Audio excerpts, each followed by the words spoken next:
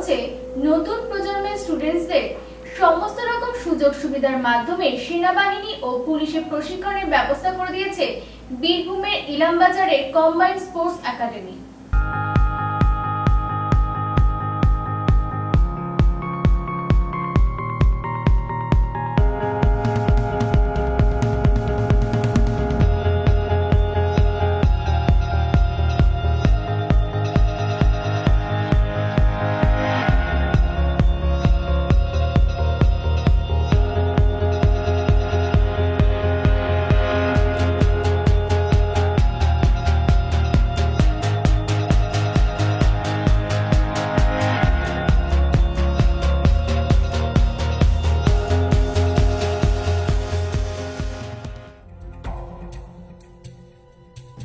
দেশের স্বাধীনতা, সার্বভৌমত্ব ও নিরাপত্তা রক্ষার জন্য সেনাবাহিনীর ভূমিকা অপরিহার্য।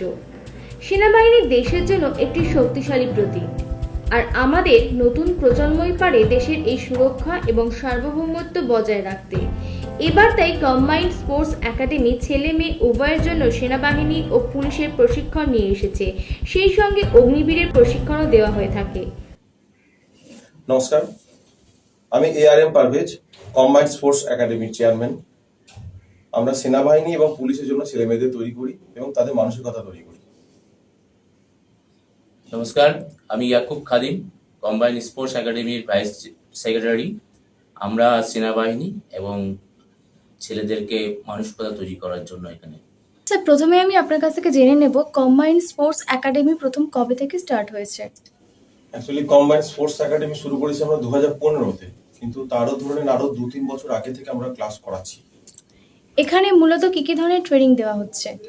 এখানে মেনলি আমরা সেনাবাহিনী বা পুলিশের চাকরির জন্য যে কোচিং ট্রেনিং যেগুলো হয়, মানে চাকরি পেতে গেলে যে পরীক্ষাগুলোর মধ্য দিয়ে যেতে হয়, সেই টোটাল পরীক্ষাগুলো আমরা করাই। স্টুডেন্টরা কোথা থেকে আসছে? এখানে আপনার অল পশ্চিমবঙ্গের প্রত্যেকটা জেলা থেকে আসে, উত্তর থেকে দক্ষিণ যতগুলো জেলা আছে সব জেলা থেকে ছেলে এখানে আছে। এর সঙ্গে ত্রিপুরা, আসাম, ঝাড়খণ্ড, উড়িষ্যা থেকেও ছেলে এখানে আসে। এই যে রাজ্যের বিভিন্ন প্রান্ত থেকে এখানে স্টুডেন্টরা আসছে, তো তাদের জন্য থাকার কি কোনো রকম ব্যবস্থা রয়েছে? হ্যাঁ, অবশ্যই। কেননা ধরেন আমরা সবাই জানি শুধুমাত্র রিটেন ফিজিক্যাল করিয়ে দিলে ছেলে চাকরি হবে না, তাকে হাতে কলমে তৈরি করে নিতে হবে। খুব ভালো স্টুডেন্টরা তো এই লাইনে আসে না, একটু নিম্ন ক্যাটাগরি বা ধরেন তার থেকে একটু ভালো, তারা কিন্তু এই লাইনে আসে। তাদেরকে হাতে কলমে তৈরি করে নিতে হয়। সেক্ষেত্রে আমাদেরকে অবশ্যই তাদেরকে রেখেই তৈরি করতে হবে তাদেরকে।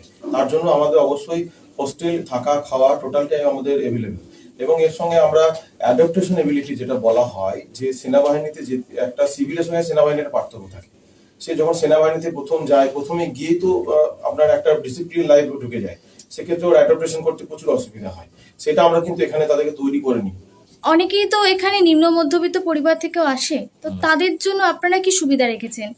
প্রথমত তাদের সুবিধা বলতে গেলে আমরা থাকা খাওয়াটা খুবই কম পয়সার মধ্যে করাই। ধরে নিন প্রায় 120 টাকার মধ্যে দুবেলা খাওয়া, কোচিং, জিম, রিটেন ফিজিক্যাল সবটাই আমরা করে দিয়েছি 120 টাকা মাত্র। এবং আরো অনেক স্টুডেন্ট আছে যেগুলো খুবই গরিব পরিবারের ছেলে, সেগুলো আমাদের খুবই ক্লোজ হয়ে গেছে একরকম। এবং আমরা বুঝতে পারি যে এদের মধ্যে কিছু করে দেখানোর মধ্যে যে ডেডিকেশনটা আছে, তাদেরকে আমরা সেই স্টুডেন্টই আমাদের প্রায় 30 থেকে 40টা বা 50টার মতো কাছাকাছি, তারাও আমাদের সঙ্গে থাকে।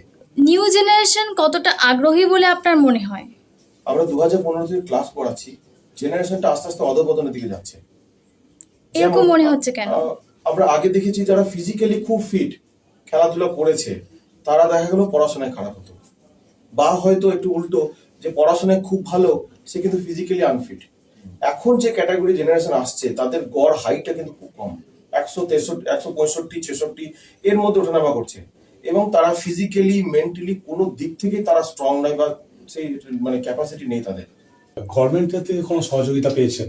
গভর্নমেন্ট থেকে কোনো পারমিশন পাইনি, মানে কোনো সাহায্য পাইনি। আমাদের পারমিশন যেগুলো সরকারি যে অডিট গুলো হয় বছরে, সেগুলো আমরা সম্পন্ন করে থাকি। এর সঙ্গে ATG 12A, ISO total permission যা দরকার সবই করি, কিন্তু গভর্নমেন্ট থেকে কোনো হেল্প আমরা পাই না।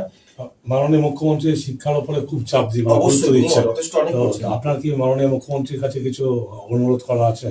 অনুরোধ করবো যে খাতে খরচাগুলো হচ্ছে, ওনারা ডিপার্টমেন্ট থেকে অবশ্যই খরচা হচ্ছে ঠিকঠাক, যে খাতে খরচা হচ্ছে আমার মনে হয় একটু দেখে নেওয়াটা দরকার, যে সঠিক খরচা জায়গায় যাচ্ছে কিনা। স্যার, আপনারা তো এই ট্রেনিং এর পাশাপাশি স্টুডেন্টদের দিয়ে সমাজসেবামূলক বিভিন্ন রকম কর্মসূচিও পালন করেন, যদি তার কিছু আমাদের বলেন। যেমন দেখুন, সেনাবাহিনী বা পুলিশের চাকরি মানে হচ্ছে সেবা দেওয়া।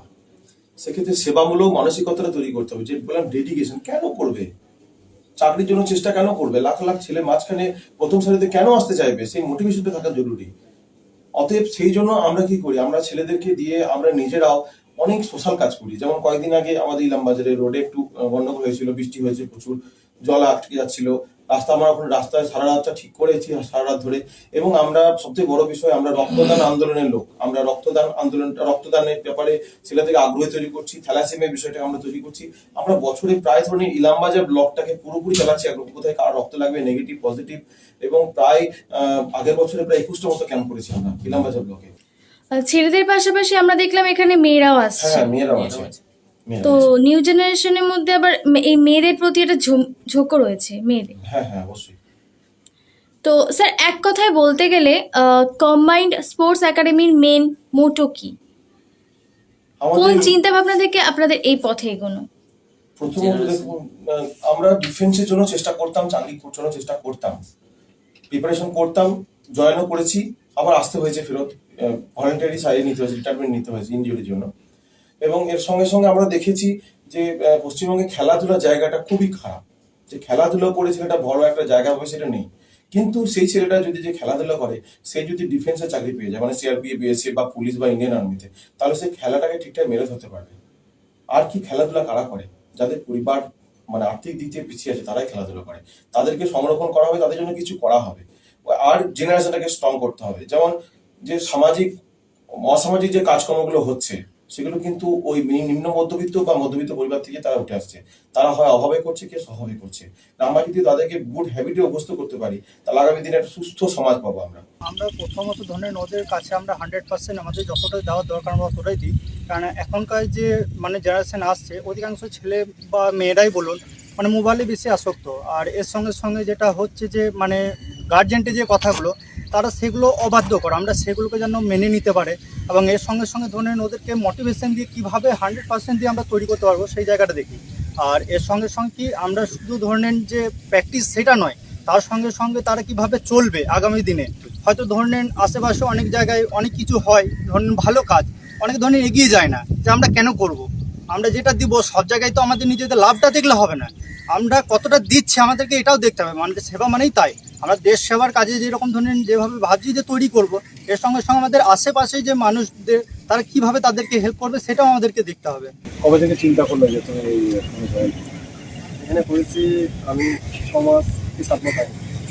এটা কি তোমার ছোটোবেলা থেকে স্বপ্ন ছিল? স্বপ্ন ছিল ইন্ডিয়ান আর্মি দেখতে পাচ্ছি, কেমন লাগছে? আমার তো খুবই ভালো লাগছে। সকাল থেকে তো আমরা দেখছি অনেক পরিশ্রম তোমরা করছো। হ্যাঁ, এরমভাবে রেগুলারই করতে হবে। হ্যাঁ, রেগুলার। আমি কিছু পারতাম না, আমি এসএসসি পরীক্ষায় পাস করেছি, এখন ফিজিক্যালের জন্য তৈরি হচ্ছে। আর কী মনে করছো কতটা উন্নতি হয়েছে?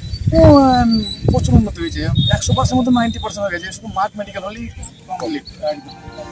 এখানে বিভিন্ন জেলা থেকে স্টুডেন্টরা আসে, আর তাই তাদের জন্য থাকা খাওয়া সহ সমস্ত রকম সুবন্দোবস্ত রয়েছে। পাশাপাশি এখানে অভিজ্ঞ টিচার্সের দ্বারা প্রশিক্ষণ দেওয়া হয়। আর এই প্রতিষ্ঠান থিওরির পাশাপাশি ফিজিক্যাল ট্রেনিংয়েরও যথেষ্ট গুরুত্ব দিচ্ছে। চয়ন রয়ের report, Indian prime time, Birbhum.